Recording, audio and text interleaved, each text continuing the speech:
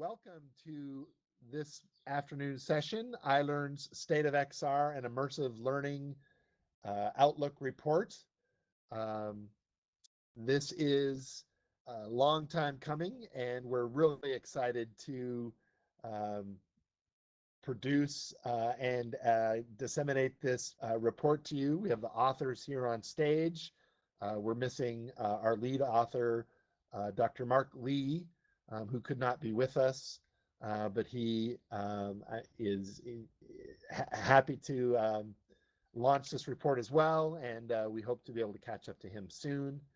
Um, I'm going to turn this over to Maya Georgieva, one of the lead authors on this project. Maya. Thank you, Jonathan. Yes, indeed it's a wonderful occasion. This is being a labor of all of us here, with Mark and Emery Craig on their way, but Brian and myself, and it's the inaugural report. So it took us longer, and it took us more effort, and it certainly.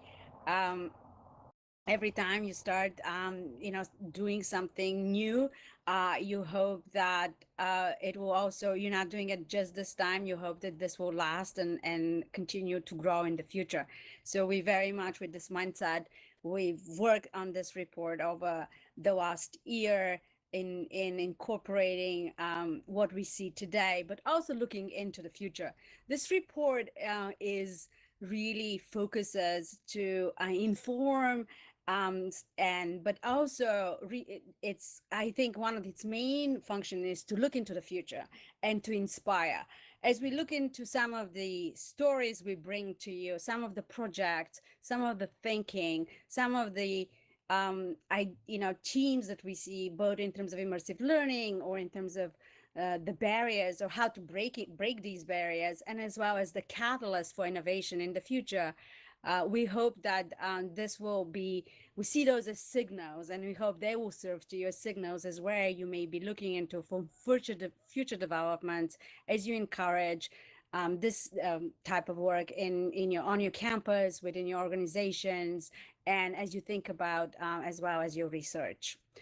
So I think it's important to say that this project started very early on with lots of conversations at various venues with Mark and Jonathan, and finally, found its home in the Ilearn, in the Immersive Learning Research Network. So I want to give the mic back to Jonathan to kind of give us an update about where Ilearn is today and how this fit in the overall umbrella.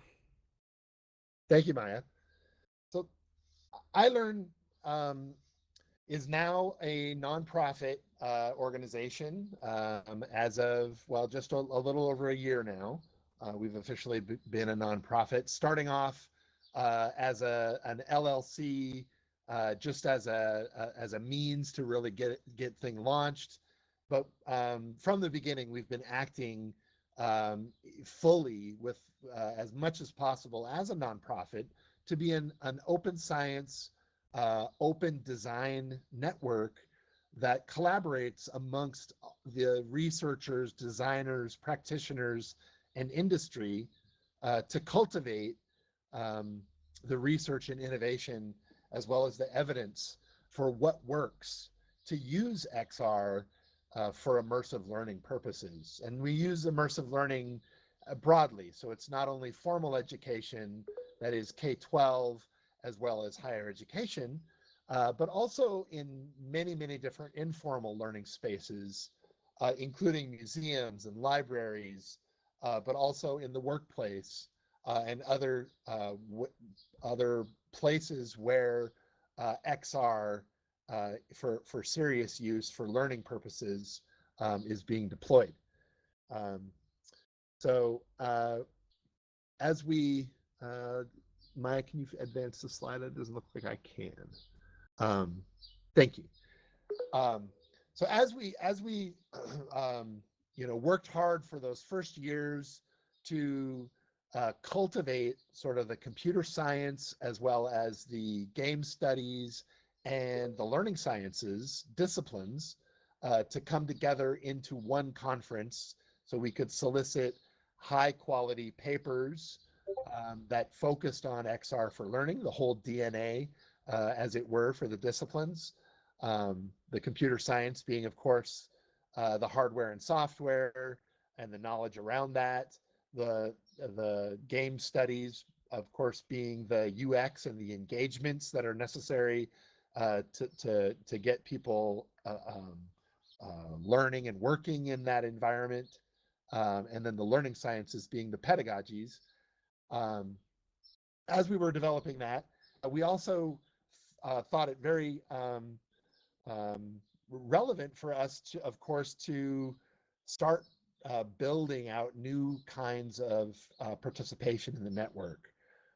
So the knowledge tree kind of represents these different disciplinary knowledge, and we're happy that this conference is sort of the official launch of the knowledge tree, as it were. We've got some special papers.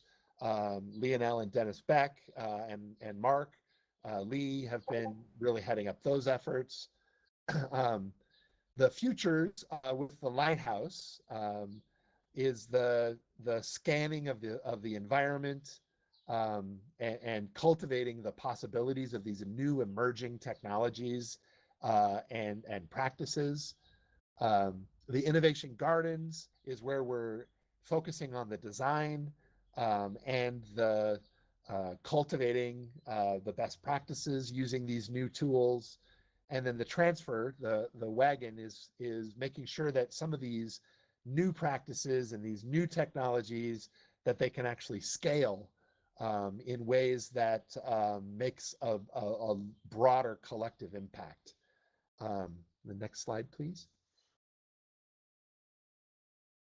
And like I just sort of talked about briefly, these four main pillars, these four main sort of core functions of Ilearn, we're looking to make these more visible, make them more pronounced within Ilearn, so that these different audiences can more easily find their place or places, and this reasonably complex space of which we're all enjoying our work and play makes more sense, and the community can kind of co-evolve, co-design these different things.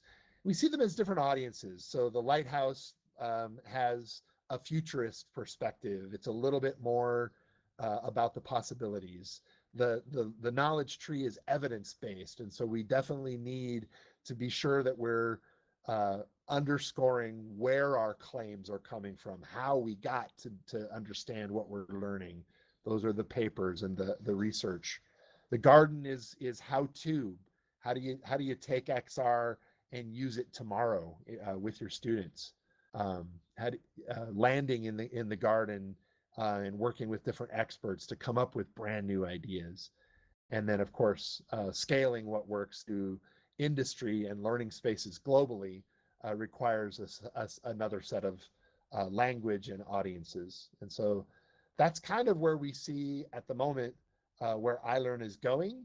And like I said at the beginning, prior to the recording starting, was that we see, while the conferences have been going for a while, it's really the initiation of this Outlook report as we see sort of jump starting and really putting this ecosystem into effect. Thank you.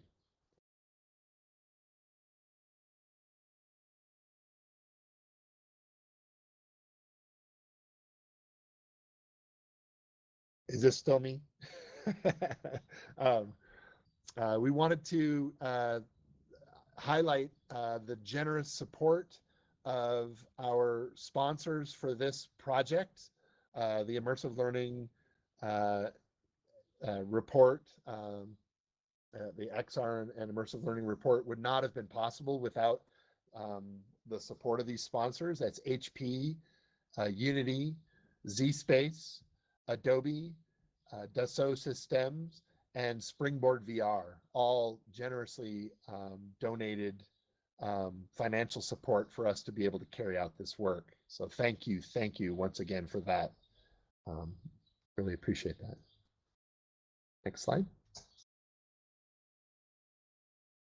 All right. Go ahead. And this is, of course, the others team, along with our expert panel. We've worked together to bring you the inaugural State of XR, and it's been a journey. Um, and now I want to just talk a little bit about as we await Emery, and he had some microphone issues, and I know he's testing outside, but I want to just briefly talk about the research methods, or um, how we actually how this came, this report came to be. And so many of you are aware about the Horizon reports, the Horizon style reports in education that have a long and interesting history. But the report initially started as a conversation around this really, following this type of Delphi-inspired study. And method. And then we anchored it around three major questions. And each of these questions you see today kind of like being discussed by one of us. The first one being about the greatest needs, what are the greatest needs and the most promising opportunities in learning, discussed by myself. Then, what are the greatest, most salient barriers facing institutions and organizations seeking to adopt XR and immersive learning technologies, sort of written by Brian Alexander. And then the final third question, which XR immersive or other related technologies, tools, application, digital developments have the potential to help transform learning and teaching and training practices, written by Emery Craig. And so the way these three questions came to be is by kind of really inviting an expert panel early on, in a very beginning part of this journey, to actually participate on a joint workspace where they can discuss and voice, um, like basically, um, you know, discuss in response to a number of different questions and prompts and dedicate and discussion in that, what we, these early weeks of setting the tone. And as a result of that, we also conducted a survey, following and collecting this, looking at some of the work that happened in the workspace, as well as looking at external publication developments in the field, um, and really were able to put it together the survey, which then the panelists voted on and came back with what are now three research questions, with the first one having 7 categories and sort of you can see those as categories or strands, and the second and third one both having 6. And so this is how sort of the main structure of this report came to be, in really understanding sort of how this report works in terms of the frameworks. As while we did look into the Horizon report early on as an inspiration, I have to say that this report also kind of came to be in developing its own format and its own ways in addressing these developments, as we focusing on a particular area, and that being extended reality and immersive learning. And so you see some similarity, but you see how the framework has definitely evolved, and um, our sort of vision is to continue to evolve this framework going forward. So I'm hoping that Emery is going to be able to join us and give us a brief overview of how we got here. And certainly very, eloquently written into the report, into the kind of introductory part of the report, of understanding the historical developments, because this work doesn't start today. Indeed, it basically research and development has been taking place in areas like in areas across different fields of study, from the military to medical research, and to basically arriving to really sort of this new word, this extended reality, being sort of starting to be adopted really only in the last few years, as XR as the umbrella term for this work. And I'm going to jump into my section, and really into which is leads us to research question one, the one discussing the promise and opportunity in immersive learning in education and learning. And so, as I mentioned, this section really works more in terms of the potential.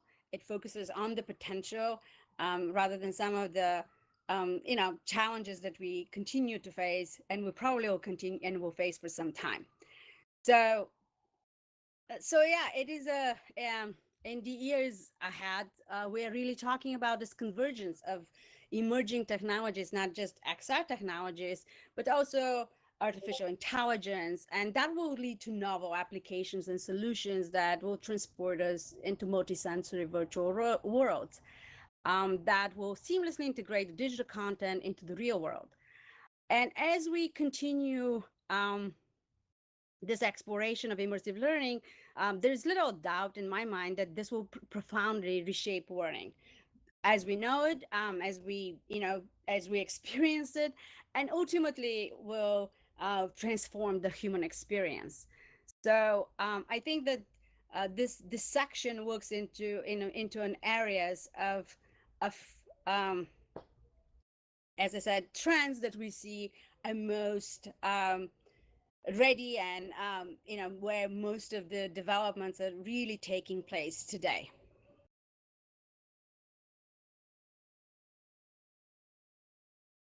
All right, so um,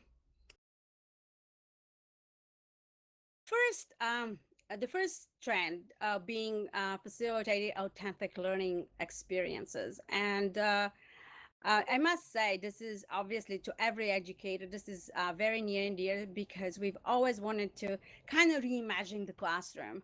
And XR gives us, through its rich, capabilities and tool set, is really allowing us to rethink just how we do learning. We are, in some ways, these experience can take us places that we can't travel to. In others, it can put us in particular contexts that are perhaps even dangerous. And in some other ways, it can almost work as time machine, where we can visit events of the past and being able to witness them. We can embody ourselves as characters. We can embark on learning journeys to create, design, act, analyze, evaluate, make decisions, and even live through their consequences. And so truly, I think the authentic learning experience, we haven't had a tool set that enables it into that rich capacity. The report highlights a number of projects that are situated in allowing students to experience that. One of my favorite projects is actually the University of Illinois at Urbana-Champaign is using XR to teach archaeology and address the challenges of students finding time and funding to do field work, and which is essential for the understanding the discipline.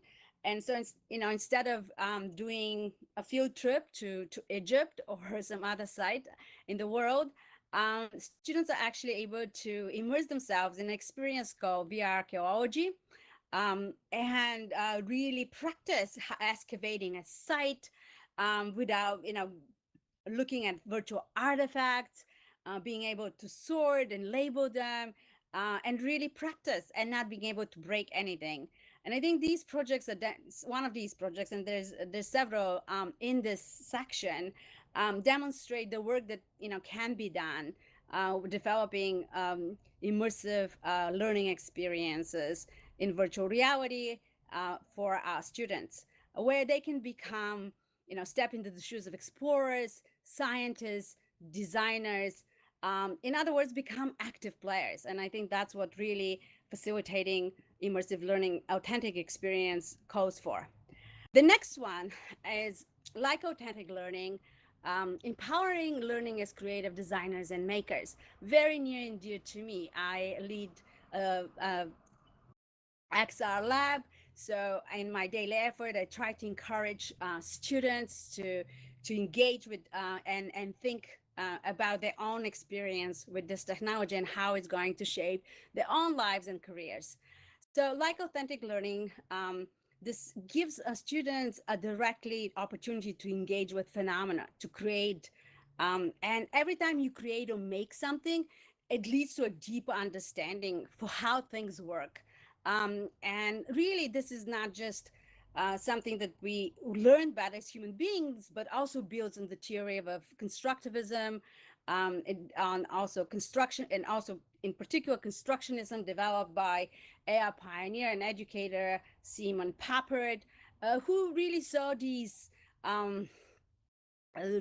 these opportunities to engage with XR in these worlds, with not just basically delivering more information to students, but being able to create, being able to give this new powerful tool set of 3D and XR creative tools for students to create their own words, to test their own hypotheses, to build scenarios, to embody them. It's one of the, I think, most compelling uses of XR. And next one, of course, and it's, I think that in its full potential of realizing XR will take us to an interdisciplinary approaches that draws upon the human need for narrative and storytelling. And so some of that very early experimentation with 360 video and XR, almost dating now a decade ago, undertaken by journalists and filmmakers and producers, are really in the area of immersive storytelling, of creating immersive experiences. And I think those experiences have the opportunity to really create new memories for us. And now, I think in some respects, I often say to even my students, the virtual experience starts when you take off the headset. Because what you have just experienced as a story, as a narrative, has probably changed you forever. Because you're going to think about this as a memory, just as you visit a site or you went on a journey and encounter new experiences, new people, new places. So I think the need for integrative immersive storytelling is going to be something that is seen across this domain of extended reality and learning. Next, of course, when we talk about the narrative, it's important to talk about science. And of course, we've seen a very quickly, embrace of XR in science, engineering, the medical fields. There's already a long tradition in some of those fields in using simulations, so they very quickly were able to kind of jump in. But with XR, we see this as a paradigm shift where we may transition from physical to, or flat screen simulation to immersive and embodied scenarios and environments.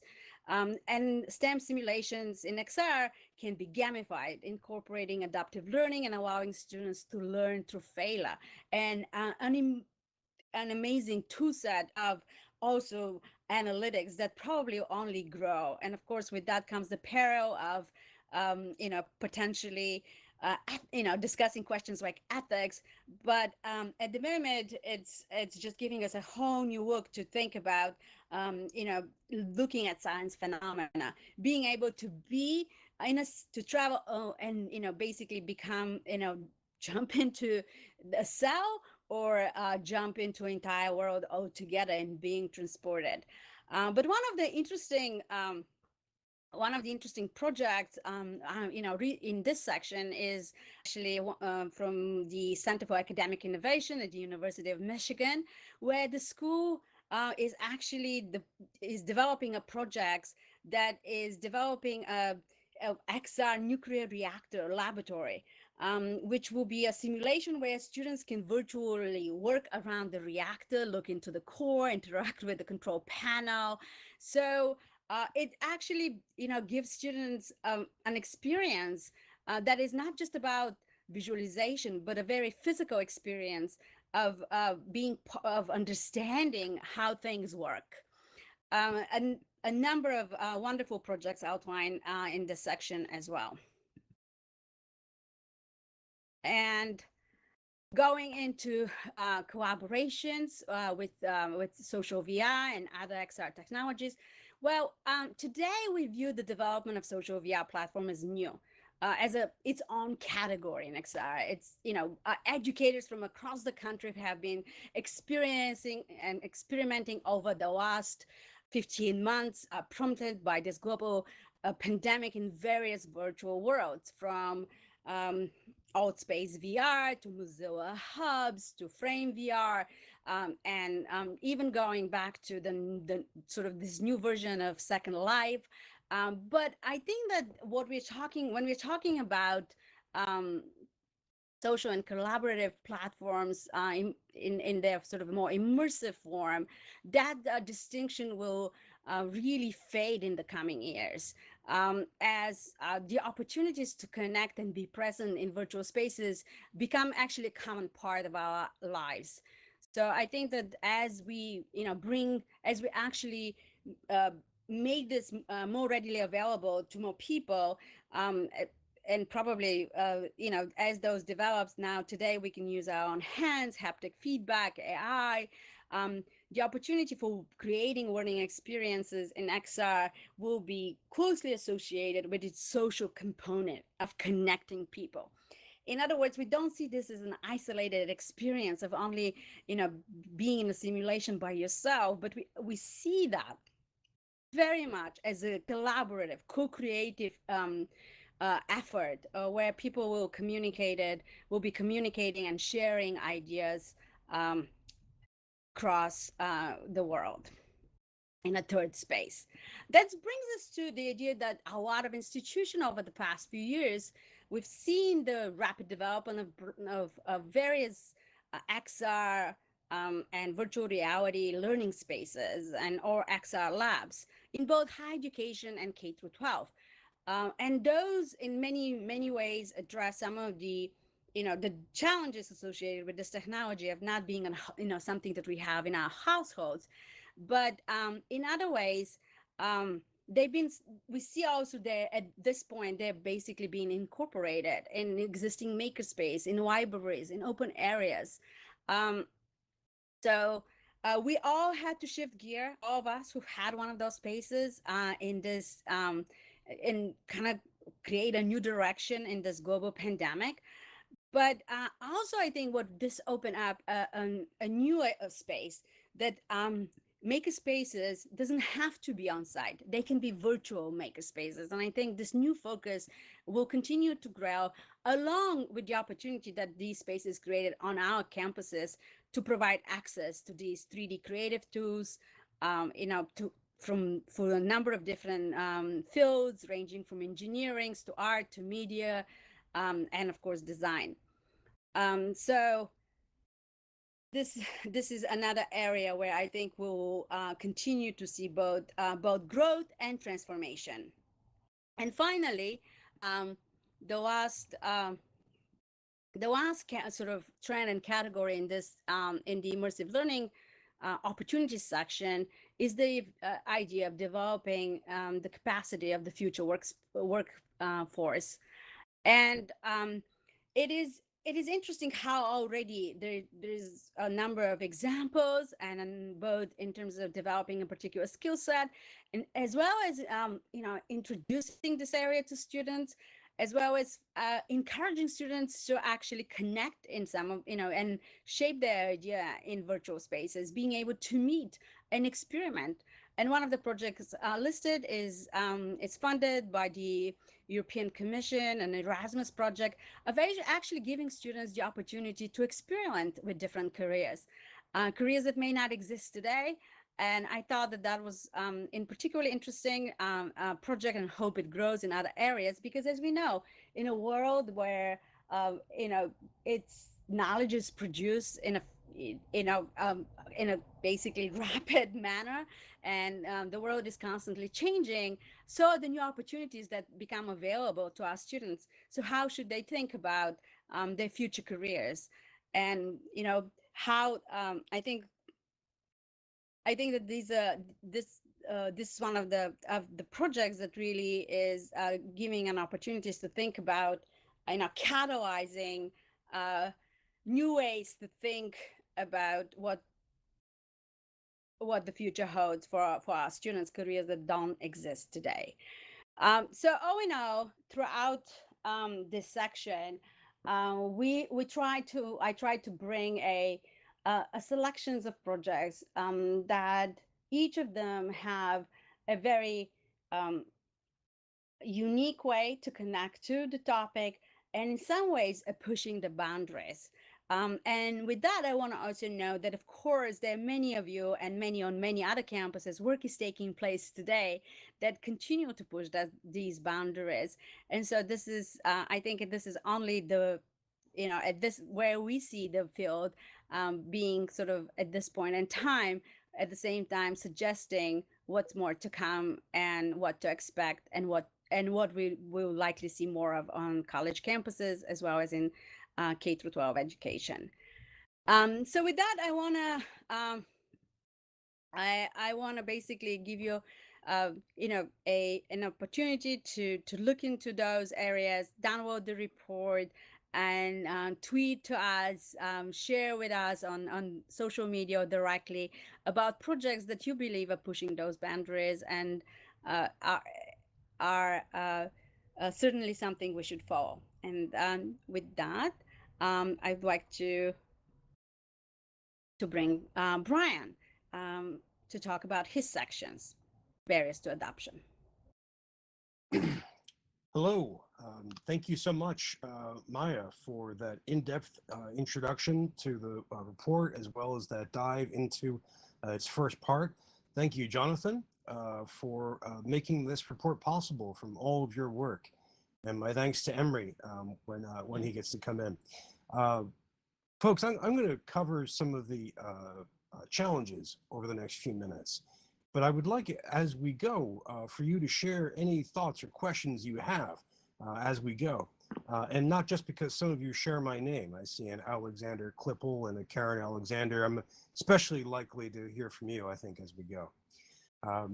And keep in mind, I'm very, very optimistic about XR and all of its possibilities. But what we're doing right now is we're getting a kind of reality check. We're taking a look at what can hold XR back, or what can slow its rate of adoption. Now, I don't mean this to be a complete downer. What I'm trying to do is inject a note of realism. And this is not, again, this is not my note of realism. This is what the expert panel derived. So to begin with, when we think about what can stand between us and XR, it looks like I don't have access to the presentation tool. Jonathan, can you advance it one, please? Or, aha, there we go. You saw a brief glimpse of my bearded, smiling face, which should be enough to keep you up nights. So the first thing we wanted to come up with was to ask people what were the greatest barriers for institutions and organizations, elementary schools, school districts, universities, other groups, for adopting XR and immersive learning technologies as such. And we broke these down to about 6. So the first one that we came up with, over to the next slide, please.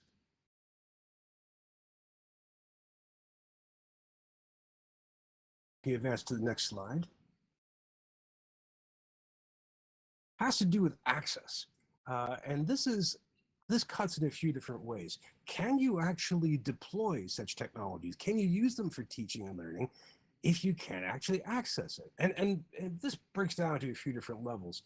One of them has to do with actually the most basic. Can you get your hands on one of these devices? Now, the pandemic has really messed with the global supply chain in general, so it's hard to get some of these. And we know that a year ago, once lockdowns kicked in, quite a few people ordered quite a few devices, so there was a long backlog. We also know that there's some other interesting supply chains having to do with geopolitics and international trade. For example, There's some devices in China that are not available in Europe or the US, some devices in Europe and the US which aren't available in China, for example. So all of that is one issue. Second access problem that we have has to do with disability. And not just disability, but the human body as a whole. I mean, that is, if you think about designing a bit of hardware for a given human frame, for a head, for eyes, for ears, for hands, you'll run right into the sheer variety of variations we have about the human frame. Different heights, different qualities of eyes, different disabilities. And so, like with other digital media, we have the challenge of trying to make XR hardware and software available in some different ways. Now, Microsoft has an interesting experiment called HoloCane. Samsung has another app, which are both linked in the report. But right now, there's no quick and easy way to translate visual imagery into text, for example, for text readers. Right now on the web, for a counterexample, we can add alt tags to images that immediately give someone who has sight issues a quick way for a screen reader to describe what they're looking at. But right now, we don't have that idea yet. Now, we do have some interesting experiments. There's a walk-in VR platform tool available on Steam, which is designed to account for different heights as well as other disabilities or other abilities and other variations in the human frame. But still, all of that is those pair of access issues are a real challenge. Just for getting educators' hands on the tools to figure out if they're any good or if they're any use, much less to actually deploy them at scale.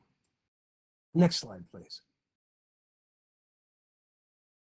We also have the challenge that many new technologies face, especially when they involve new hardware, which has to do with economics and affordability. Some of these devices are splendid and very powerful, but their cost can exceed what a lot of schools, a lot of nonprofits, a lot of educators can actually afford. So some of these sets cost several $100s, some cost more than $1,000. As well as the cost of shipping, as well as costs of tariff and duties across national borders. These can really, really add up. And this applies to both instructors, faculty, students who want to explore how to use these, as well as just trying to deploy them again at scale to give a whole class, every member, one headset each, can really dent the budget in a serious way. Now, the biggest development against this that everyone I think is knows, but I want to put out there, has to do with Google Cardboard. That's the cheapest version. That's like for $10 or for nothing. You can get your cardboard setup, stick a smartphone in it, and put it in front of your face, and voila, you've got basic VR. So that's one exception. That already has had some success in the education space. However, that does involve having a smartphone, which not everybody has access to. And of course, as you might expect, just the experience, the interactive quality is just not as good as the higher end devices. Google isn't really supporting Google Cardboard anymore. And so again, the market is really open on the lower end. On top of this, there are issues with other devices that are tied in. So for example, VR is computationally very, very intensive, which means in order to develop it, in order to support it, in fact, even to run it, you might need a PC that has to be of high quality, very powerful, a lot of CPU, a really good amount of memory, and so on. And again, not everyone has access to that, so if you need to add more of that, that's more expense. And on top of this, some XR content requires big downloads. And if you just don't have good enough bandwidth, and we've been exploring all over the past year how much of the world is subject to being on the wrong side of the digital divide, that can be a block as well. All of these are obstacles just in terms of being able to afford this. Next slide, please. Those are all material. When it comes to actually being in the classroom or being in any educational space, there's also the challenge of being able to support instructors and figure out how to use this. So that includes the VR 101. How do you get to actually use these tools? How do you cope with it? All the basics of how to use them to begin with. On top of that, how to fit them into an institutional environment. And on top of that, how does this work for teaching and learning? Now, all of that is significant professional development. Now, some instructors will do this on their own. Classically, those are the early adopters, but otherwise, we're really, that's a big hurdle to overcome. So how do you get all these technologies beyond the excited early adopters into the mainstream of instruction? This is going to take a lot of teacher training and teacher support. And again, we saw over the past year that while we are very, very capable of doing teacher support across all kinds of distant media, including Verbella, including Zoom, it still is something which budgets often cut. And around the world, for various reasons, we saw educational budgets hammered very, very hard last year. Now, this is starting to change. We have more and more growth. Maya mentioned my awesome alma mater, the University of Michigan, starting to do some great projects on this, but we're still in early days for this. So teacher support remains an issue. Next slide, please. Now, we're also facing an issue, which again comes across many, many other technologies, which has to do with interoperability. Now, earlier I mentioned text tags that you could add to images in order to make them accessible via a screen reader. Those have the advantage of being universally accessible, part of basic HTML, which is great. But with a lot of VR, as long as AR and XR, we have the problem that a lot of these technologies are stovepiped. They're in strong verticals that do not play well with each other. So the standards that we're used to in various parts of the web, HTML5, thinking about PDF, thinking about the standards that make APIs work, we don't really have these. Instead, we've got lockdown walled gardens, which can be very, very beautiful. But if you are an instructor and you want to explore one of these, you're more or less stuck with one, and you're much more likely to be locked down to them. So that can be a real challenge. And again, if one of these ceases to work or ceases to exist, then you have to start from another one completely from scratch. So interoperability is an issue, not to mention within a given educational enterprise, say within a school district or within a state or within an academic discipline. How can you move VR content back and forth between these silos if the silos don't want to speak to each other? So interoperability is a very, very big issue. Now, there are some interesting standards being made, some interesting pushes towards VR interoperability and XR interoperability, but I would keep an eye on them, as we all are, but I just want to let you know that's an issue. Now, in case you're not feeling the challenges hard enough, next slide, please, and thank you for anticipating that. We have the challenge of the lack of content.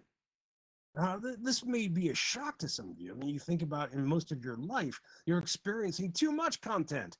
You know, if you want to look at television, my God, there's too much excellent stuff to watch, right? If you want to look at the web, there's too much, ebooks, too much, and so on.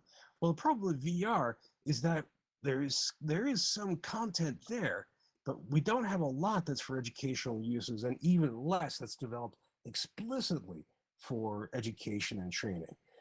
Now, one of the reasons for this is that we don't have easy and industrial scale tools that are popularly used, but also because the education market is still so small. So if you can overcome the earlier disadvantages and challenges I mentioned earlier, then you have to overcome this problem of not having enough stuff to use. So that can really, really be a challenge as well.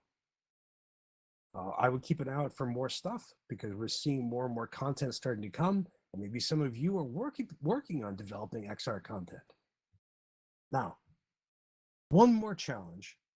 Again, I'm not trying to completely harsh your buzz, everybody, but I want to make sure that you see some of these challenges. Our next one has to do with a lack of infrastructure and tech support. So basically, this is connected to the problems I mentioned before about access and about economics, as well as problems of teacher training. But if you wrap all those up together and you think about the infrastructure that's available, we don't necessarily just have enough access to this. Some things aren't available for economics. And for example, if you think about schools that are in on the wrong side of the digital divide, schools that are in very rural areas, very poor areas, areas that are primarily marked by lower education and income levels, you just can't, some of those areas you just simply can't buy a whole wad of bandwidth. Similarly, some of these areas you're just not going to be able to have a school district or a university that has the capacity to organize and support all these, especially at the enterprise level. We just don't have enough in the way of human infrastructure as well. Hello, Emery.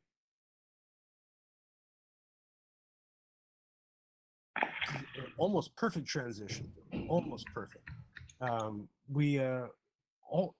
So I want to wrap this up by just pointing out that all of these challenges are real and live. They play out unevenly across all of the terrain of education, but these are all obstacles that we're going to have to overcome in different ways in order to realize the potential of XR.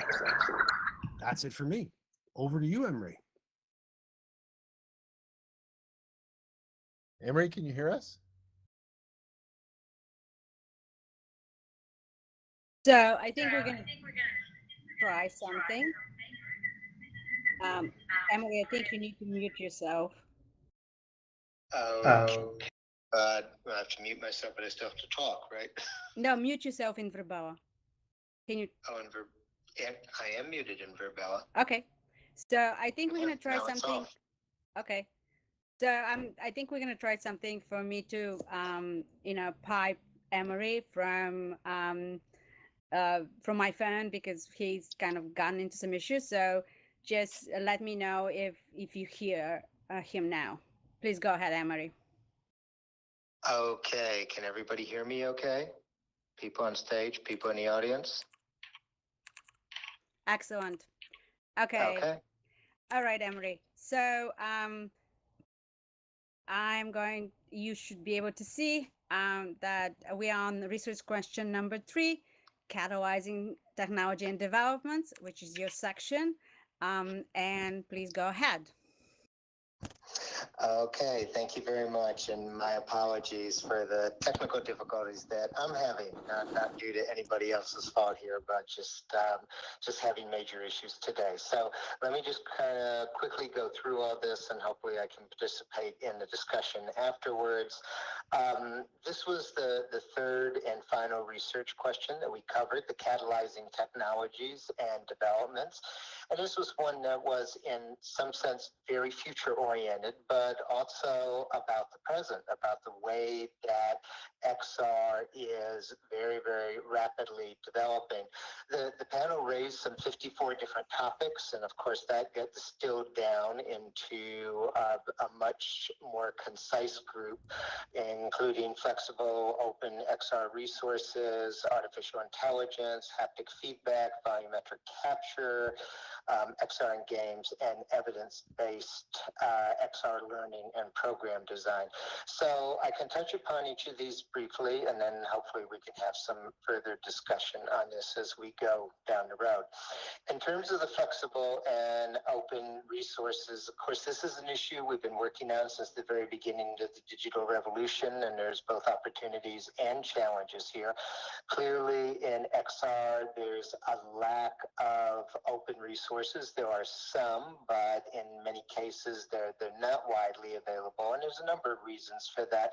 First of all, having a distribution platform is costly. These are not inexpensive digital objects to host as text is or PDF is or even video. They take a lot of bandwidth. There's also the issue of the amount of work that goes in to create them. It takes considerable amount of effort to code a good XR experience, and for people to just put it out there on the web for everyone else to have access to. It's great. I don't think we're really quite there yet. I do see some things such as Sketchfab and some other platforms that are beginning to develop here that both offer resources and offer developer products for a minimal price. And I think that may be one solution in the future. We really have to think of this in terms not of the way we've done this in the past, which is, of course, we had big publishers and then we had stuff for free. I think for a while in XR right now, we don't have the big publishers here. What we have is people creating experiences and needing some way to get some kind of remuneration for the amount of work they put in or cover the cost they put out for this. So this is going to be an ongoing issue for us for the next, I think, 5 to 10 years. I think eventually we will work it out, but we're not there yet. Hopefully we will down the road.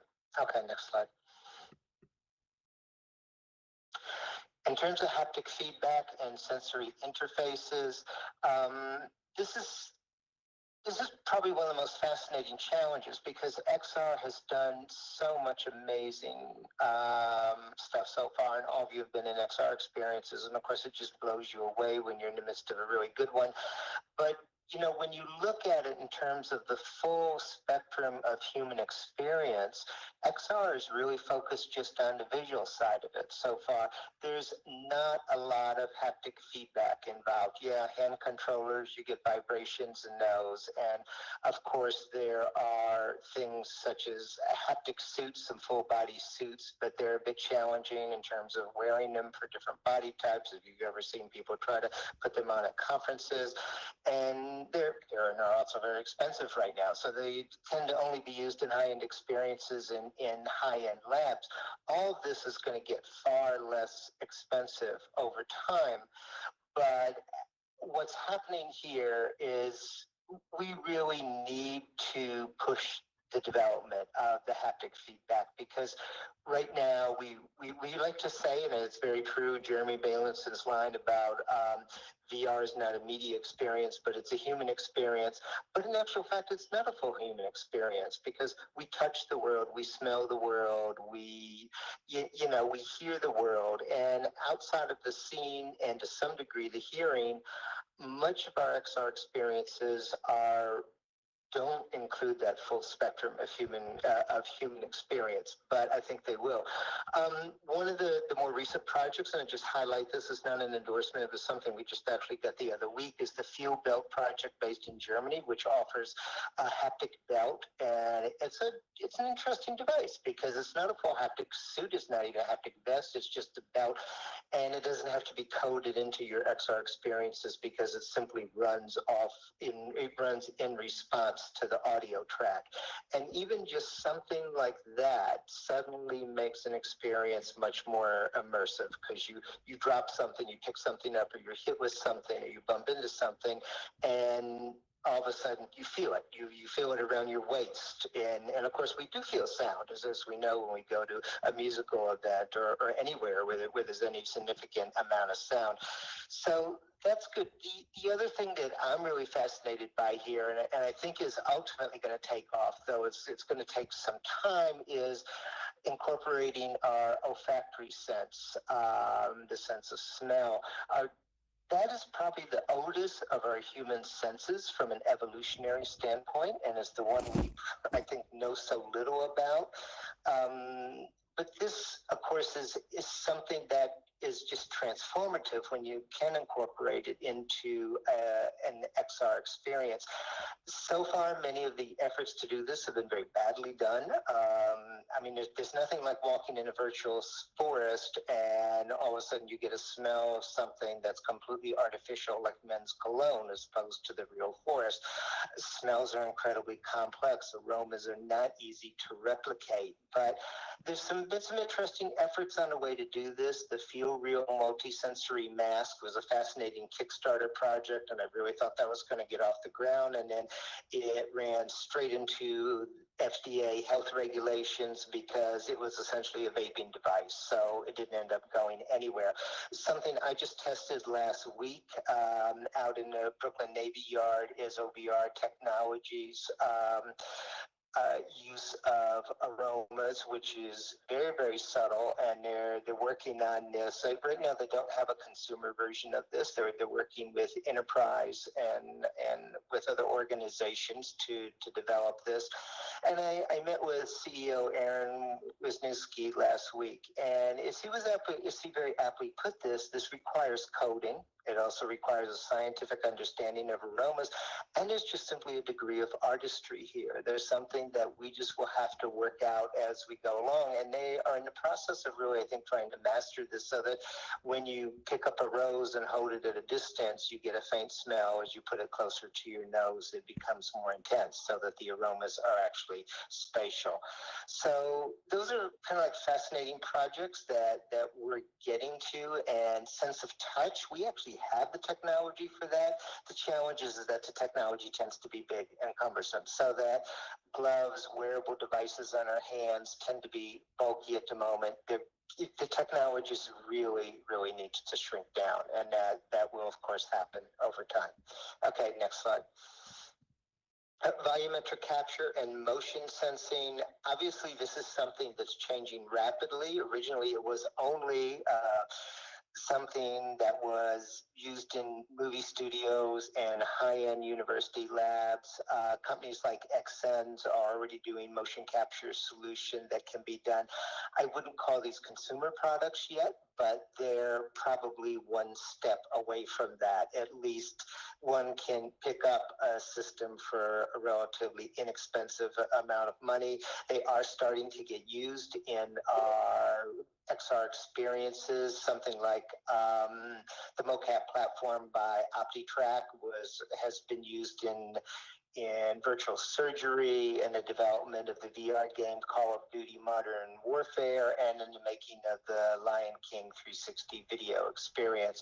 So we're going to see more and more of this, and at some point I think we will see within probably 2 to 3 years, we'll see that there will be home editions of this. We'll be able to find it, be able to buy this off the shelf, and you have the space, you'll be able to do anyone will be able to do motion capture. Okay. Going to the next slide. XR in games, which of course led to tremendous amount of discussion, and I think educators tend to have a very complex relationship to the gaming industry. We love game theory. Some of us make use of it in our teaching, but of course we often cannot relate to some of what the industry does in high-end games with the first-person shooters and stuff like that.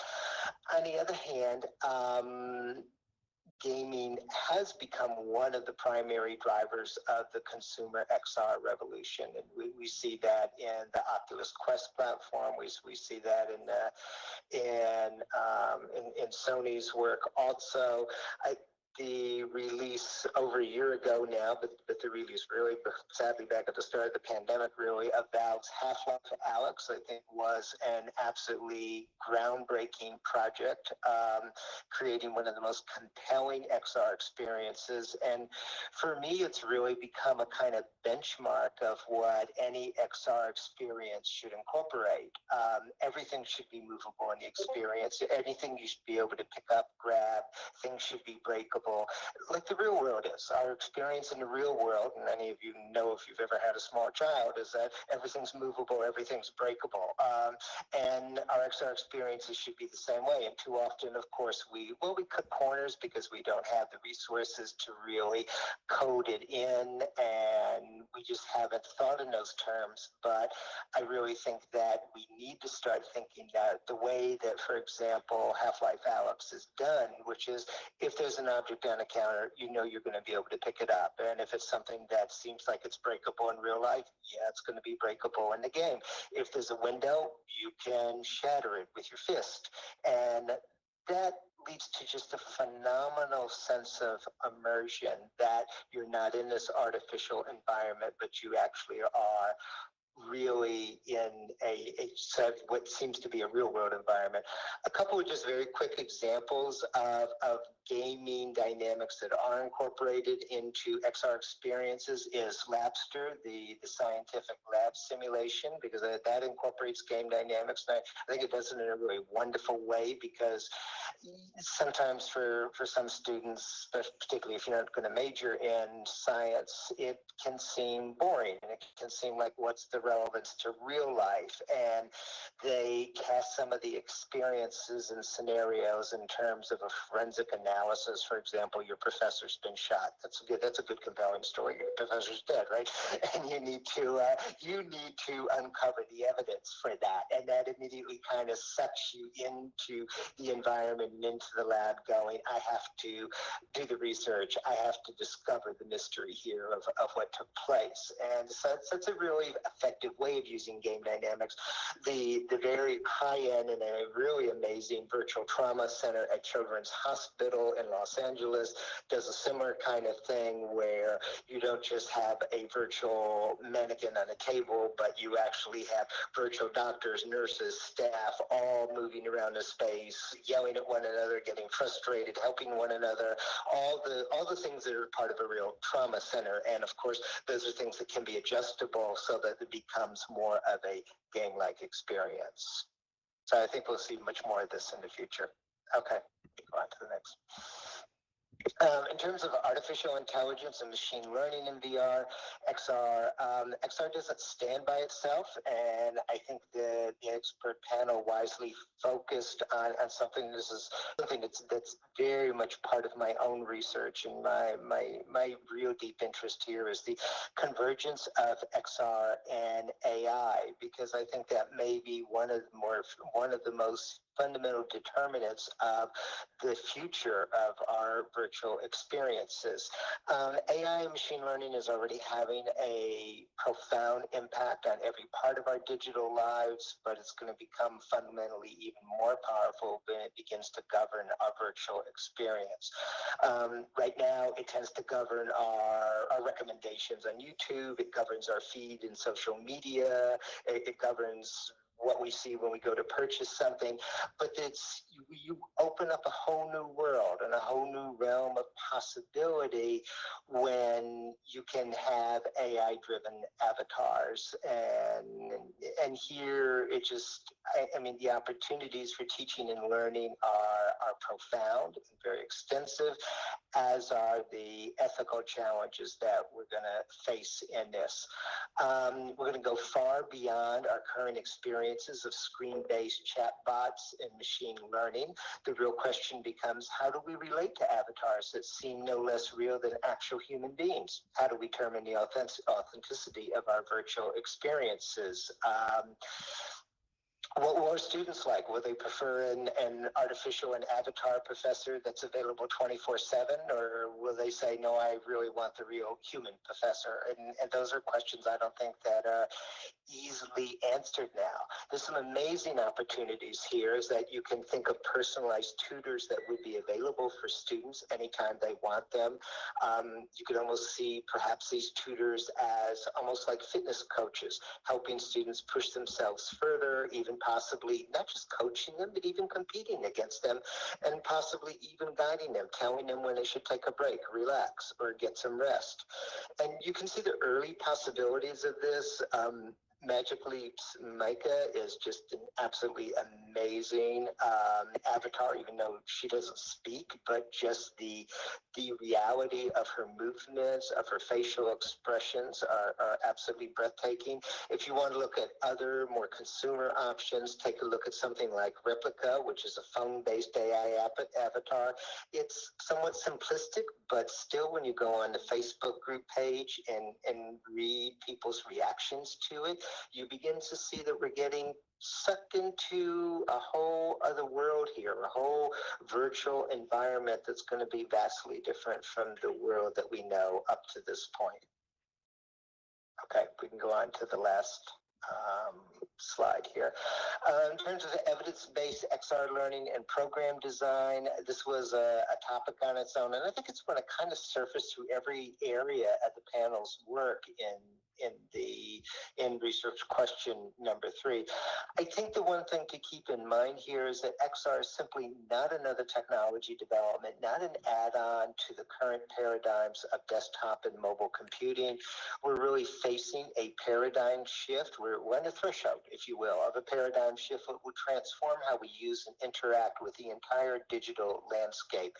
And in that sense, there's not going to be any easy, seamless transition from the ways we currently use technology and learning to the use of XR. I think while we may glean some broad lessons from our current instructional design, such as being student-centered, we're in an uncharted realm here, and we're going to have to think about new ways to design our learning experiences. The panelist in the report notes how we're going to have to incorporate cognitive psychology and neuroscience developments in our XR learning environments. And we're going to have to reckon with the learning analytics that we're going to potentially be able to gather from our work with students in learning environments. This is going to raise profound ethical challenges. A 20-minute XR experience generates just under 2 million unique recordings of body position and movement. That is absolutely breathtaking in terms of the amount of data that's gathered.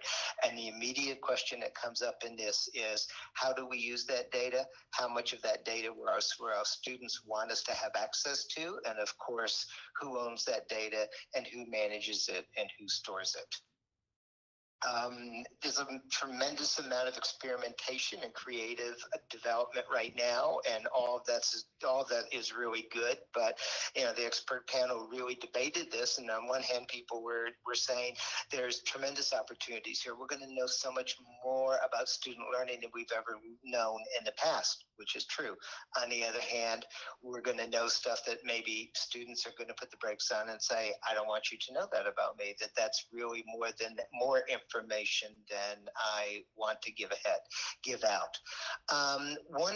To close on this, just one exciting area to recognize in all of this is, I think, part of the focus in this area was to, in terms of evidence-based XR learning design, was to see that all of us need to really move from a 2D mindset to a 3D spatial mindset. And I can really see us in the future designing immersive experiences from within immersive environments themselves, not doing it on a flat desktop screen or a laptop, but actually doing it from within the screen. The tools aren't quite there yet. We're just getting, there's some early tools that you can do, I think, really amazing design work with, such as Tilt Brush. But these tools are going to become much more powerful, and eventually we're going to step away from our screens and go in designing immersive environments. We step into an immersive environment in order to design it.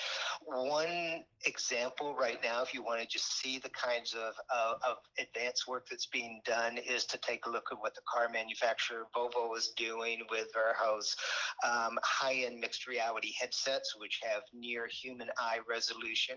Volvo engineers and designers are actually driving down roads using VR XR headsets, and I wouldn't recommend that you do that. But they're doing this so basically they can be put in mixed reality immersive environments to assess driver responses, which of course will lead to the redesign of the dashboards in the cars. I don't think it will be that long in the future before educators themselves, and all of us, are stepping into immersive environments to design new learning experiences for our students. So on that note, I'll close and leave it to Brian and Maya and Jonathan to add anything else they want to, and then we'll be here for some questions. Thank you.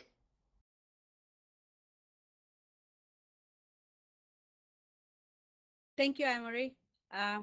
Between various devices, in the physical and the virtual, I'm so grateful that we were able to pipe you in. And I think we have a little time left for a discussion or questions. We did run into some issues today, but yes, we want to actually open it at this time for your questions. So go ahead, just unmute yourself, use the chat, whichever method is preferred, and feel free to basically send some question our way.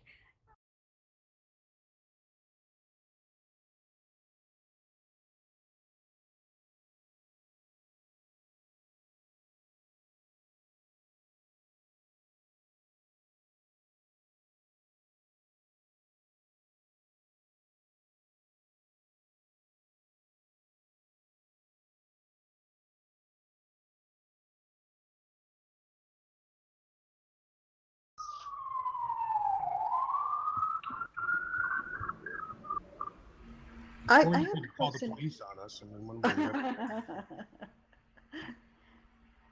Yes, Immersive. go ahead. Yes. I'm wondering about, obviously, this was a big undertaking and took a lot of time, a lot of effort, a lot of people. And so, how can, and this is a fast-moving field. So, how do you think moving forward, that Ilearn can sort of maybe produce some updates or act more quickly to produce more further reporting on some of these topics before the next big report does come out? Are there any plans for that?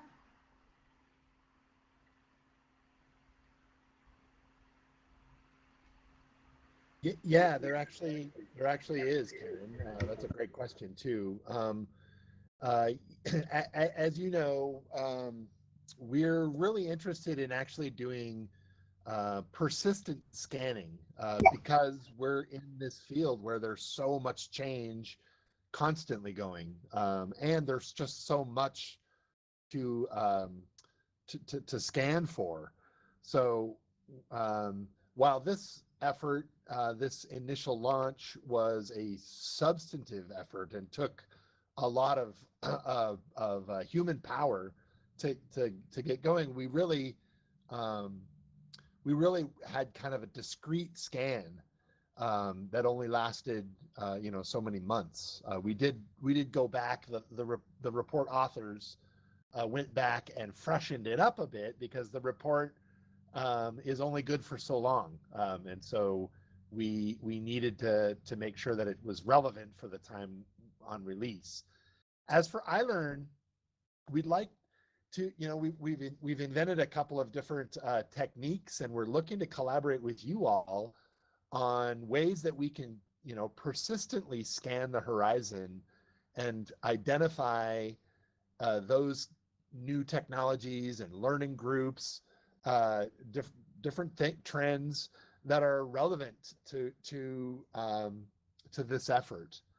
So that each chapter, each area, each house of application, and initiatives like XR Women and Checks, and our new Kicks initiative for K through 12, we've we're setting up a workspace literally identical to the State of XR expert space for each of them to be able to perform that scanning relevant to their uh, geographic area or their area of application.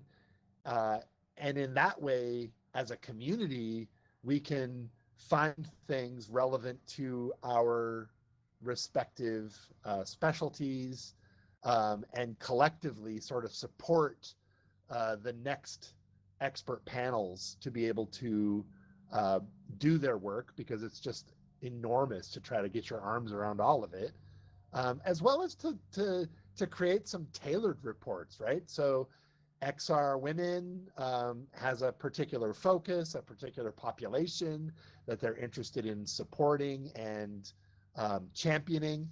And so they may come up with a particular supporting product that may be, literally part of the State of XR Outlook report, but it might be its own standalone thing too. So that's one of the things we're looking for, to engage this ecosystem. um, that's the idea anyways. Does that answer your question?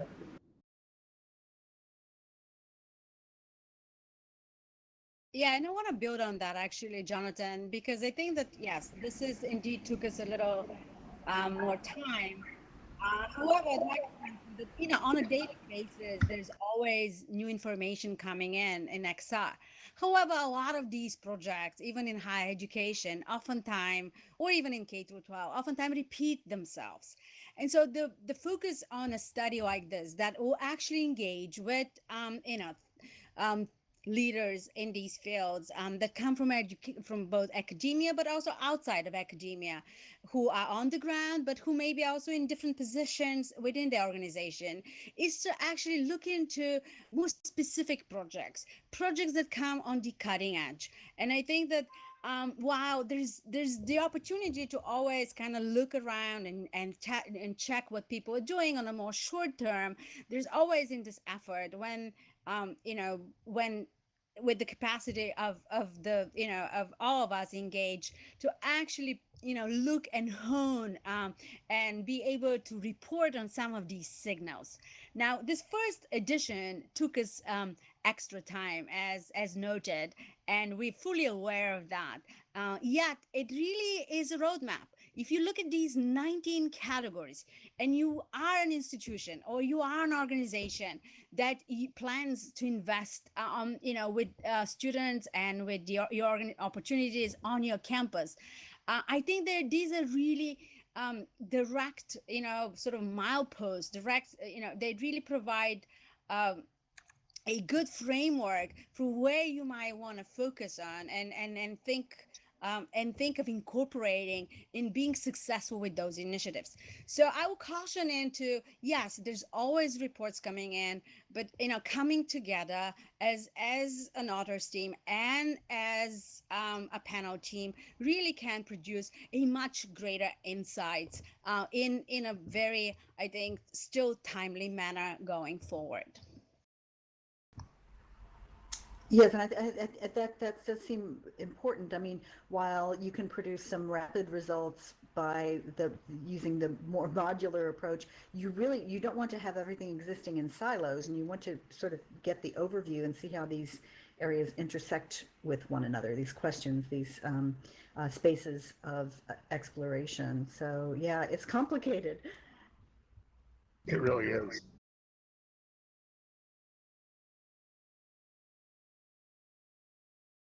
I think there's an opportunity for everybody to participate. And I think one of the reasons we produce this report is to encourage more people, more students, more organizations, more universities, more schools to actually look into the potential of XR in the area that is of most interest to them, and that they can advance their own mission and their own work going forward. I think that the opportunity is to survey this field and really be able to point to some projects like the ones in the different categories that, as I said, can inspire. Brian, Emery, if you want to add to that. I'll only say that I always look forward to hearing the voices of our students. And yes, I want to see our students' reactions and how they see the technology evolving, because ultimately we're already here and have basically come of age in another technology paradigm and are now shifting to this. But for students, particularly younger students in the K-12 environment, this is going to be their world. And, both students, really younger students, and even higher education students really need to grapple with this, because we look back now, most of us can say, oh, I remember the first time I got a computer, I remember when the smartphone was introduced or something like that. Our students are starting with the benchmark of basically XR coming onto the scene. And that will be something, a marker for them as they move forward. And so they will be going into a radically different world. And we really need to hear their concerns and what they see as the possibilities here. I second Emery's motion. That's definitely true. And I hope that the experience of the pandemic will teach us that as well. In terms of environmental scanning, the one thing I would add, if we haven't mentioned it already, is to follow Maya and Emery's site, Digital Bodies, which is just a fantastic site for looking at upcoming and ongoing changes in XR and education. That's great. Yes, that we'd be remiss to not mention that. That's absolutely true. Yeah, and Brian's work as well. If Yeah. get a link for both of those sites in the chat, that'd be fantastic. And I want to welcome everybody to continue our discussion, but I wanted to let Tony Pudell and Tony Cube Studios that the main event has finished in terms of this. So we're going to stick around for discussion, networking, perhaps some photographs. But the live stream is now going to close. I again want to thank our videographers, Tony Cube Studios, and our YouTube audience. And I would just like to thank Jonathan and Maya, both of you especially, for shepherding this report through, because the two of you have really done a Herculean task to pull all this together, and I really appreciate the work that you guys did. Thank you.